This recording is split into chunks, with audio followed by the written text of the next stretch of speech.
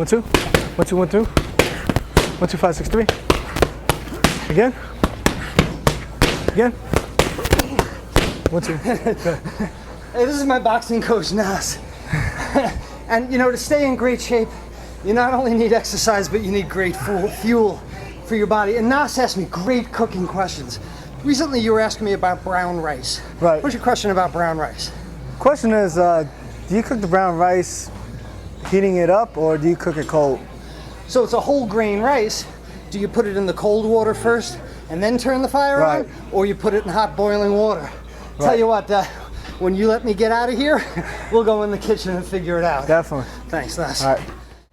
I'm Chef Todd Moore. My mission is empowering people to cook without recipes. They experience the freedom to cook what they want, how they want it, the confidence to take control and try new things, the health benefits of fresh, wholesome foods, and the family strengthening bonds of dinner time together, as well as the money they save by eating well. Live without rules, cook without recipes. It's a no recipe lifestyle. Well, despite what people on the internet say, there's more than one way to cook brown rice. And all these brown rice cooking instructions on the internet will say that their method is the best. But with so much cooking, it depends on your desires, your personal tastes, your likes, and how you like things cooked. So it has more to do with the method than anything else. And you know, while we're at it, brown rice differs from white rice in that it's more refined. It's less refined. White rice is more refined. The brown rice has an outer skin on it. It's kind of like the scuba suit for my beer here.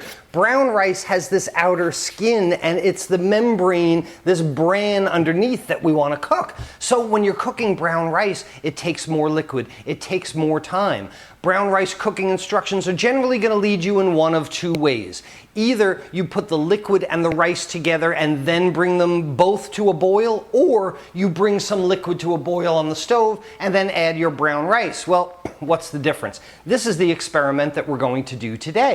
And I have 2 pots of liquid on the stove here. Rice is generally 2 to 1, right? 1 cup of rice, 2 cups of liquid. Well, I've got half a cup of rice, half a cup here, half a cup here, and 2 pots of liquid has 1.25 cups. 2 pots on the stove here. My bigger pot on the right has already come to a boil. We'll add half a cup of rice to that and lower our temperature. The pot on the left we have not applied any heat to yet. We add 1/2 cup of rice to that and now go ahead and increase the temperature. The difference between these 2 methods, water boiling already, add the raw brown rice and bring them together to temperature from a cold state. You know, the science of cooking behind rice is called gelatinization of starches. And at 150 degrees Fahrenheit, or about 65 degrees Celsius, starches begin to absorb liquids and swell. This is how sauces are thickened. This is why the water disappears and the rice gets bigger when you're cooking rice.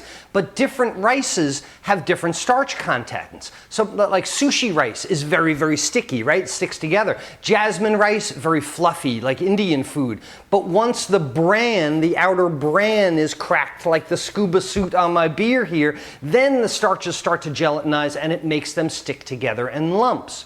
You can avoid lumpy rice by adding acids to the cooking, whether you choose to cook the rice and the liquid together or boil it first and then add the rice. You can inhibit this gelatinization of starches and reduce your stick factor with things like wine or lemon juice or tomato products that are acids.